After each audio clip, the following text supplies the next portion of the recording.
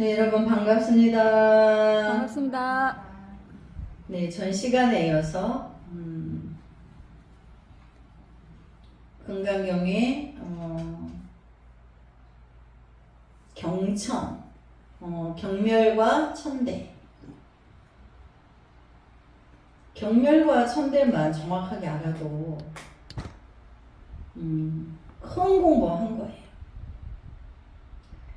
그래서 이제 쉽게 말하면 쌍차 쌍조가 일어났는데 자성열 성품을 본 사람은 통팔식이 못 일어나니까 안 일어나니까 일어나도 따라가지 않으니까 불성이 통팔식을 경멸하고 천대하는 격이 되고 자기의 성품을 보지 못한 사람은 통팔식이 불성을 경멸하고 천대하는 게 된다. 그 내용이다. 이렇게 이제 정리를 하고 다음 줄에 이렇게 해석하면 선가에서는 글을 이상하게 해석한다고 생각할지 모르겠으나 이렇게 해석해야만 경멸과 천대의 뜻을 바르게 아는 것이지 문자대로 해석하면 부처님의 뜻은 모르고 맙니다. 우리가 참으로 공부를 부지런히 해서 불법을 바로 알면 이렇게 해석하지 않을 수 없습니다. 그러니까 이제 성철스님은 여러분도 공부해서 깨달으면 이거를 이해한다 이 뜻인데 스님이 이제 경멸과 천대를 해석해 줬죠. 이해했죠, 여러분은?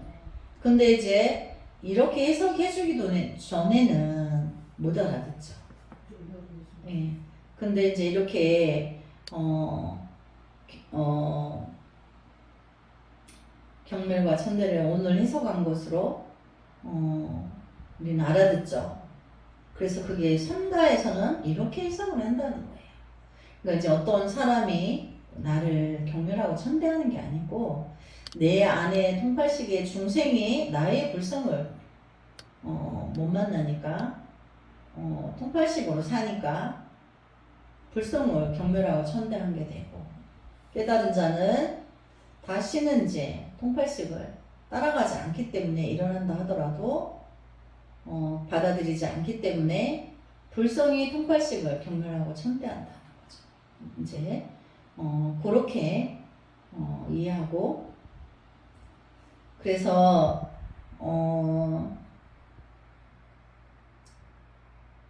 부처님이나 조사들은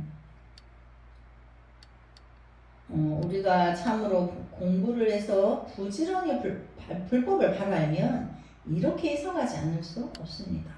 그렇죠. 바로 이해를 하면 이렇게 해석하는 거죠.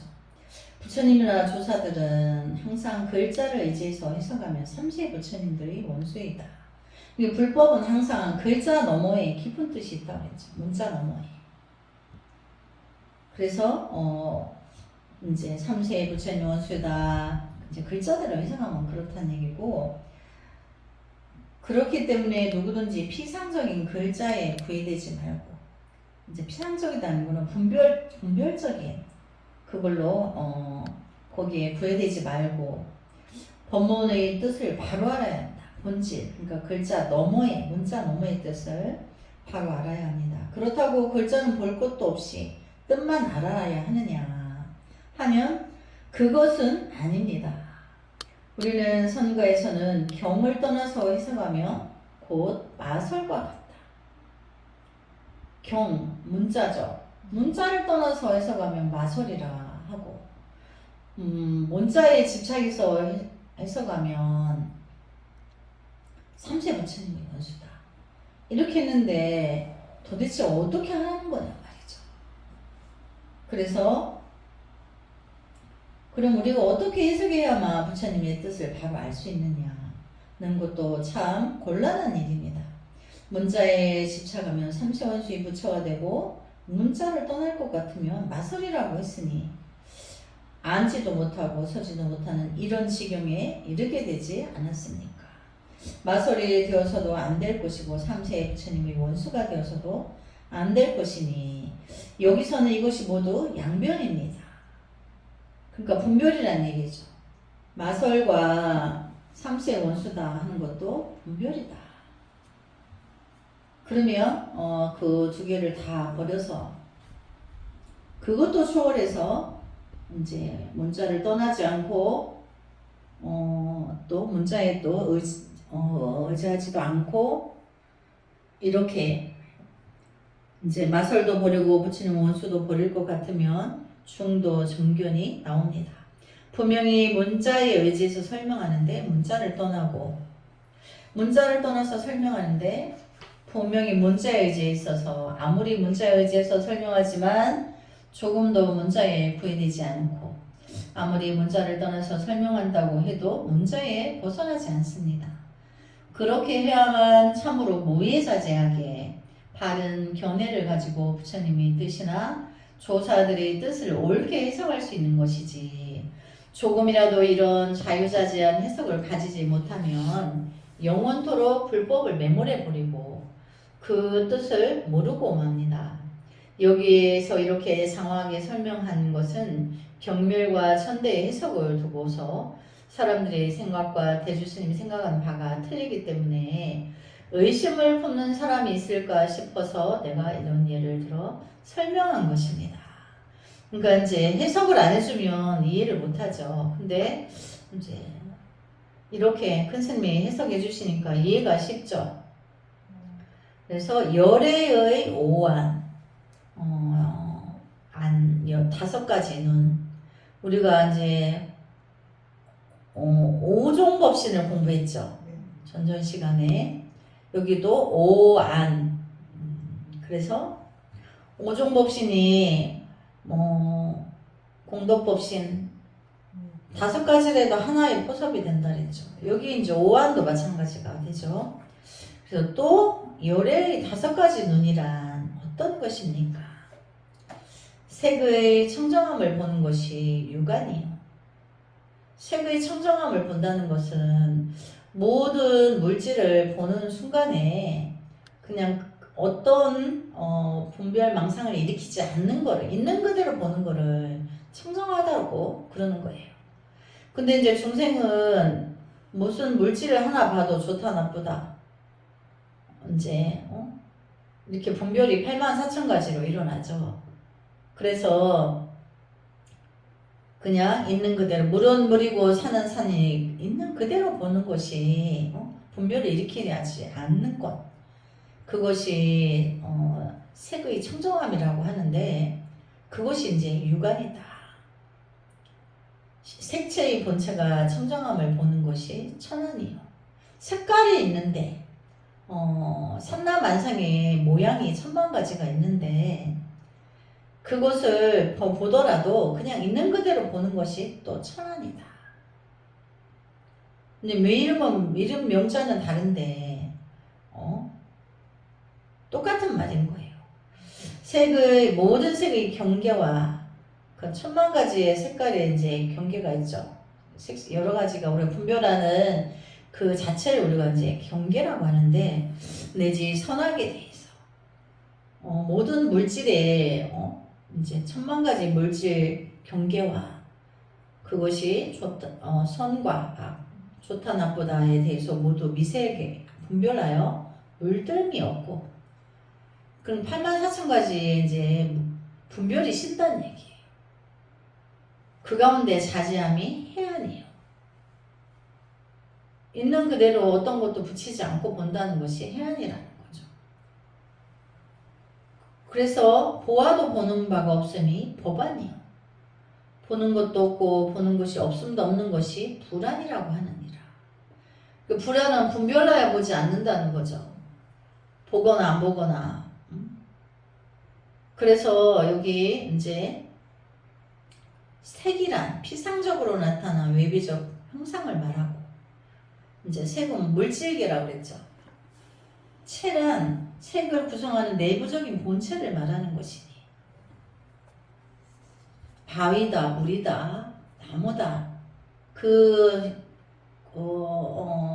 품성이 가진 본질 돌의 성질, 나무의 성질, 풀의 성질 이렇게 우리가 성질을 말하죠. 그게 이제 체라는 거죠. 그래서 색이 청정함을 볼 때는 채가 청정하고, 그러니까 그냥 풀이라고 나무라고 바위라고 봤을 뿐이지 거기에 어떤 분별이 일어나지 않는다는 걸, 채가 청정함을 볼 때는 색이 청정하지 않으려가 없습니다. 그래서 색이 즉 채이고 채가 즉 색이어서, 그러니까 뭐 채라 하나 색이라 하나 어떤 분별이 끊어지면 그냥 있는 그대로가 곧 유관이 되고 곧 천안이 되고, 천안이 곧 유관이어서 서로 융통무예자재하게 통하는 데서는 하는 표현이지, 절대로 유관 따로 있고 천안 따로 있어 서로 막히는 데서 하는 말이 아닙니다. 그러니까 명칭은 다른데 본질은 하나라는 걸 말하는 거죠. 그래서 그런데 보아도 보는 바가 없으니, 그러니까 통발식으로 색수상식을 봤는데 봤을 뿐인 것이 거기에 끄달려 가지 않는다는 거죠. 그것은 보는 것이 없음인데 반하여. 또 여기 또 이제 불안이 나오죠. 불안은 보는 것이 없고 보는 것이 없음도 없다니 보반보다 불안이 한 단계 더 높다고 해석할 수도 있습니다. 분별로서 볼 때는 보거나 안 보거나 그런 것도 없다. 보반은 보아도 보는 바가 없다. 이렇게 한다고 하지만, 그렇지만 그렇게 해석하면 보반을 모르는 사람입니다. 보는 것이 없고 보는 것이 없음도 없다는 것과 이제 보아도 보는 바가 없다. 그냥 봤을 뿐이지 분별이 일어나지 않는 자리는 똑같은 거죠. 불안도 보는 것이 없는 것도 없고 그런 없음도 없고, 그러니까 모든 분별이 쉬어 있다는 것을 말하는 거예요. 처음부터 끝까지. 오 아니라 하나. 내가 처음부터 이제 육안으로 봤는데 그냥 그저 그럴 뿐인 거야. 안 따라갔어. 그러면 청정하고 그것이 해안이고 그것이 천안이고 그것이 법안이고 그것이 불안이다. 그러니까 5개의 안이 있는데 본질은 하나인 거죠. 불안이 더 높다 이게 아닌 거죠. 같은 거죠. 그래서 그렇지만 그렇게 해석하면 법안을 모르는 사람입니다. 보아도 보는 바가 없으면 보는 것이 없음도 없는 것입니다. 보는 것이 없다 하면 보는 것이 없음도 볼 수 없는 것을 말한 것이지, 거기에 보는 것이 없다는 견해가 남아있다면 보는 바가 없음이 아닙니다. 그러니까 없다라는 견해도 없다. 이제 그게 법안이다 불안이다 하나 곧 하나다. 그러므로 법안과 불안을 어떤 단계적인 관계로 표현한 것으로 이해할지는 모르겠으나, 그럼 단계적으로 관계를 표현하면 분별이죠. 그러나 내용은 법안이 즉 불안이고 불안이 즉 법안입니다. 이렇게 해석해야 바른 해석입니다. 만약 그렇지 않고 보는 것이 없음을 법안이라고 하고 보는 것이 없음뿐만 아니라 보는 것이 없음 그것도 없는 것을 불안이라고 한다고 하여, 여기서 불안은 법안보다 높다고 한다면 앞의 보는 것이 없다는 뜻을 모르는 사람입니다. 그래서 어차피 없는 건 똑같다 그거죠. 작용이 쉬고 있는 건 똑같다는 거죠. 그래서 보는 것 없음도 없다는 것도 그게 분별이 되는 거죠. 그래서 실제에 있어서 그 보는 것이 없는 것의 내용을 보다 더 확실하게 표현하기 위해서 보는 것이 없는 것도 없다고 하는 것입니다.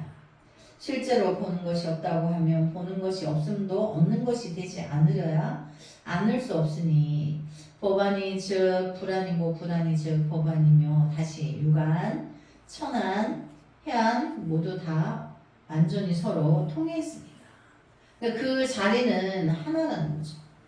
그래서 색의 청정함을 보는 것이 완전히 되면 보는 것이 없음이 안 되려면야 안 될 수 없고, 색의 청정함을 보려면 보는 것 없음도 없음이 되지 않으면 안 됩니다. 그러니까 어차피 분별을 쉬어야 된다는 거죠. 한 개 더 붙이면 분별이 되니까. 그래서 불안이 즉 천안이고 천안이 즉 법안이며 천안이 즉 유관이어서 여기서 오안이 서로 융통해 있는 것이지 오안이 따로따로 하나하나 독립되어 있지 않습니다. 색의 청중을 보는 것이 완전히 되면 오안이 부족하고 보는 것이 없음이 완전히 되면 오안이 부족해서 하나가 곧 다섯이면 다섯이 곧 하나인 것이니 하나와 다섯이 따로 서 있지 않음을 분명히 알아야 합니다. 그래서 이제 중도 연계에서는 깨달은 자리에서는 우리가 이제 끝없이 육도를 윤회하죠. 그것도 하나의 중도 연계로 보는 거예요. 우리가 어차피 원생을 세웠죠. 그래서 그거 자체가 하나의 중도다, 연기다 이렇게 보는 거죠.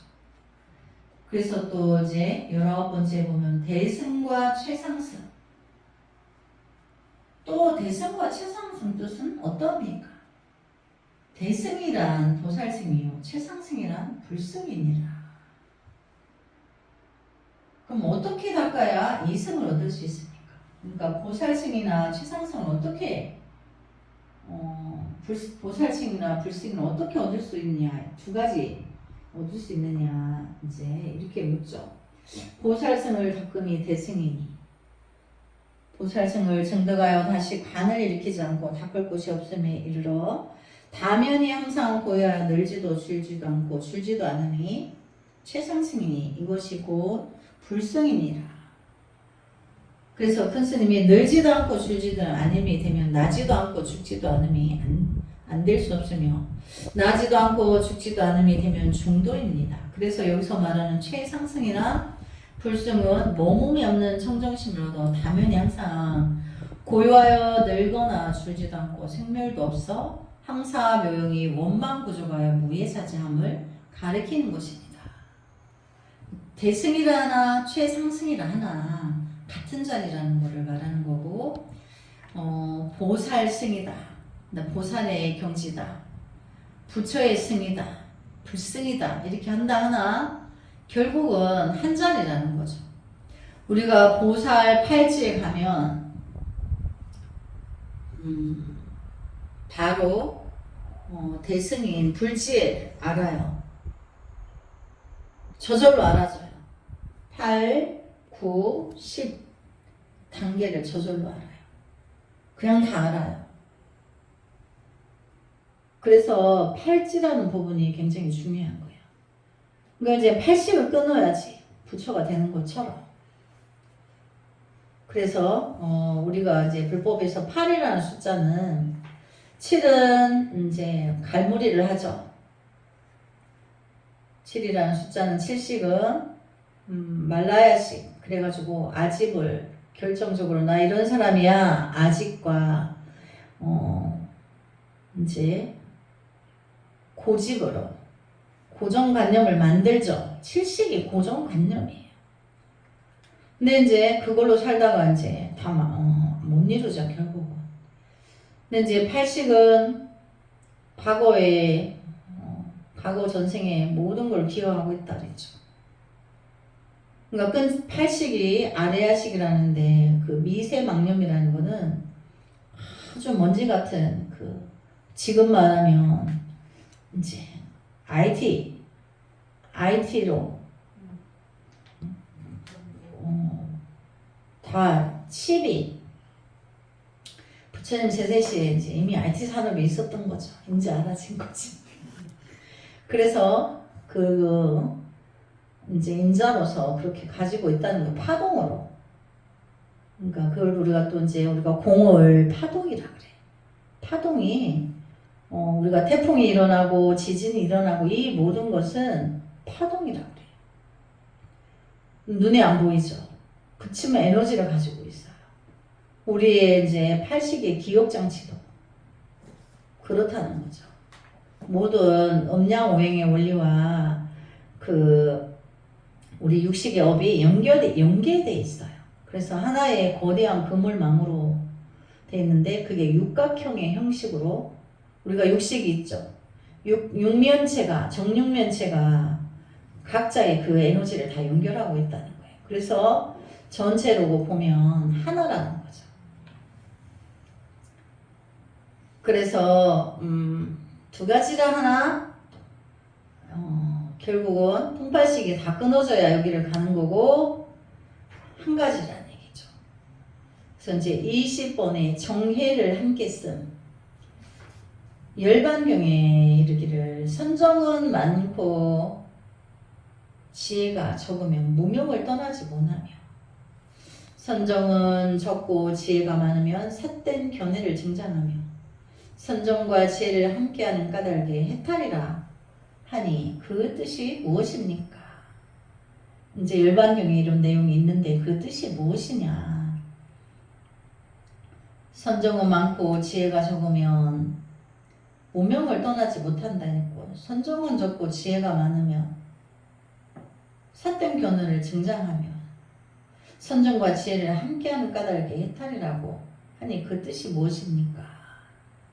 그러니까 이제 대주스님이 일체에 선하게 되어 모든 것을 분별함이 지혜요.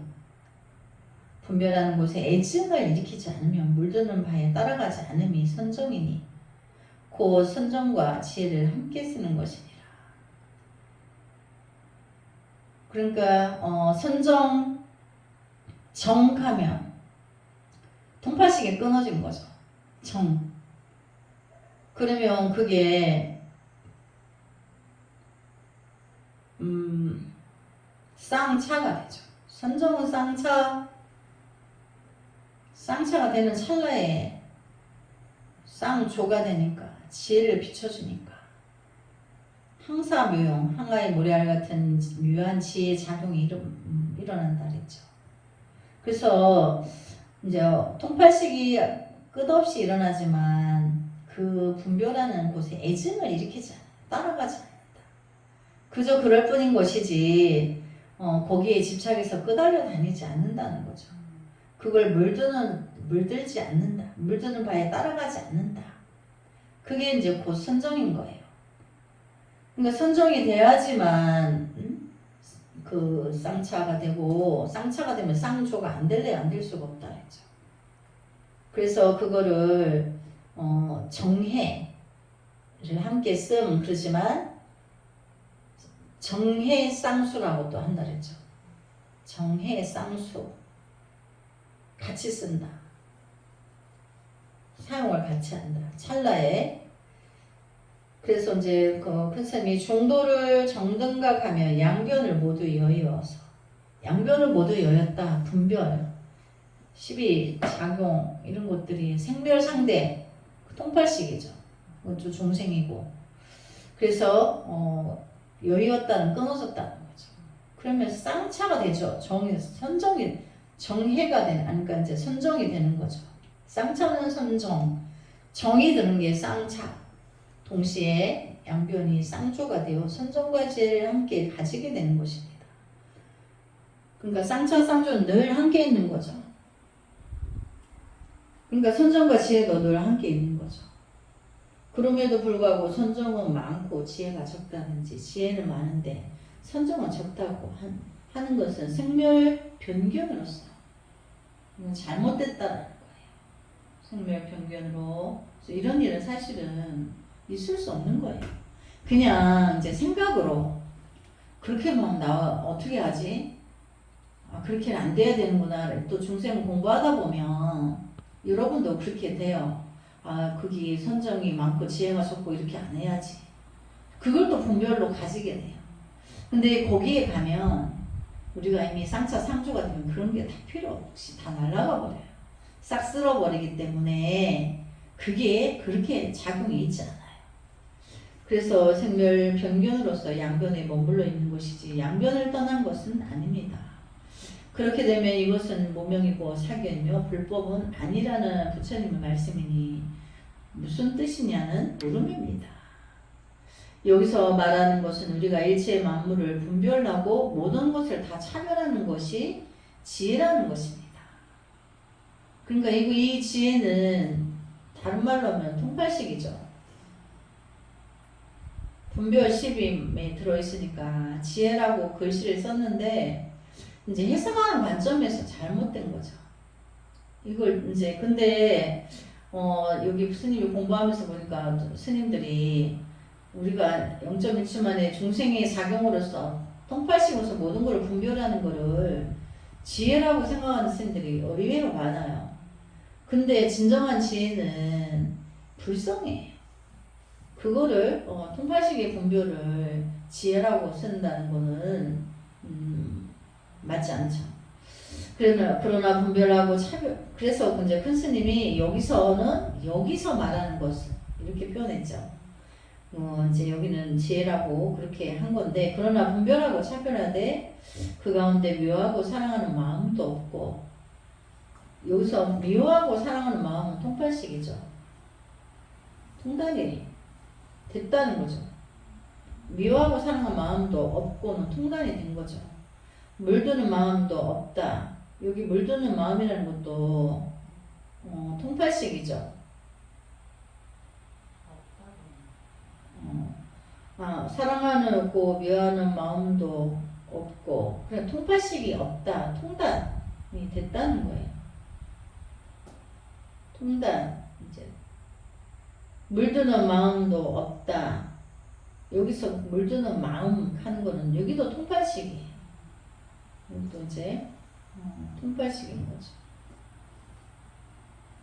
통팔식이 끊어져서 없다는 건 단이 된 거죠.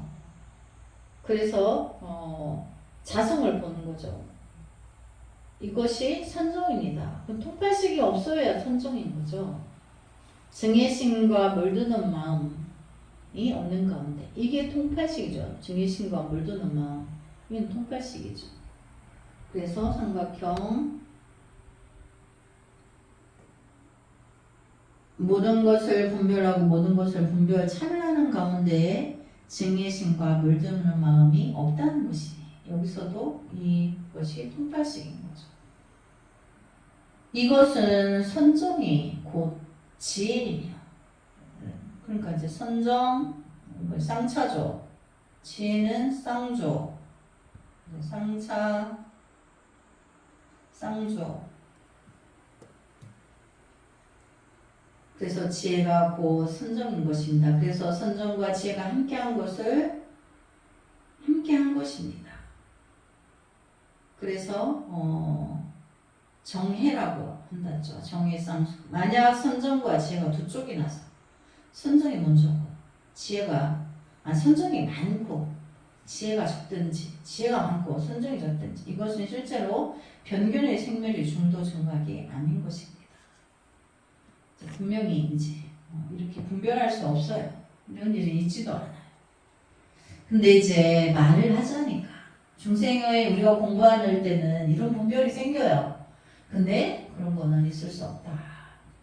참으로 우리가 선정과 지혜를 함께 쓰려면 누구든지 일체 만물을 분별하는 동시에 분별심이 완전히 떨어져 무심이 되고, 무심이 되는 동시에 일체 만법을 모두 분명히 분별해야 합니다.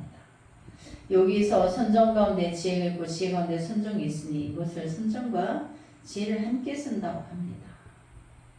그래서 선정과 지혜를 함께 씁니다. 우리 개정해 배웠죠.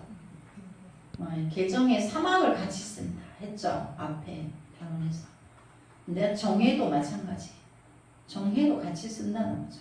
사막을 배웠기 때문에. 그래서 정해를 함께 이렇게 씁니다. 그 다음에 21번에 경상과 정해. 말이 없고 사람이 없음이 곧 선정이라 하니 바로 말라고 설할 때도 선정이라 할 수 있습니까? 이렇게 이제 질문이 생기죠. 통팔식이 끊어진 자체에서 지혜와 정해가 쌍수로 쌍차 쌍조로 일어난다 했는데, 말할 때, 말이 없을 때, 말할 때 그때도 선정을 할 수 있느냐. 그런데 이제 통팔식이 끊어진 자리에서 이제 정의의 쌍수가 일어났기 때문에 통팔식이 끊어지기 전에는 모든 걸 말하고 이제 말이 없어도 말이 있어도 중생이에요. 생멸상대예요. 말하지 않아도 속으로 분별자 작용을 막 일으키고 있죠. 근데 이제 완전히 쌍처 쌍조가 되고 나면 불성을 만났기 때문에 거기는 이제 거기서는 말하고 말하지 안 할 때나 말할 때나 분명히 늘 불성이 비추고 있기 때문에 선정이를 할 수 있는 거죠.